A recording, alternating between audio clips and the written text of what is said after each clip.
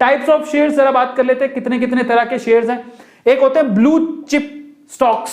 Blue chip का मतलब होता है जो वेल एस्टैब्लिश कंपनी है, सही है। एक होता है ग्रोथ स्टॉक, जो कि नई नई कंपनी है लेकिन फंडामेंटल स्ट्रॉन्ग है और ग्रोथ अच्छी हो रही है। जो ब्लू चिप स्टॉक्स होते हैं ना वो काफी पुरानी, 25-25 साल हो जाते हैं उन कंपनियों को, रेपुटेटेड कंपनी है, समझ रहे हो। लेकिन जो ग्रोथ वाली कंपनी है वो 5 से 10 साल ही नहीं है लेकिन फंडामेंटल स्ट्रॉन्ग है, इसलिए आपको वो अच्छी लगती है। तो ब्लू चिप जो कंपनीज होती हैं उनमें अगर आप पैसा लगाते हो तो वो बेस्ट चॉइसेस होती है आपकी। हालांकि रिटर्न इतने ज्यादा नहीं मिलेंगे लेकिन आपका पैसा सेव रहेगा और रिटर्न जरूर मिलेंगे, घाटे में नहीं जाएगा।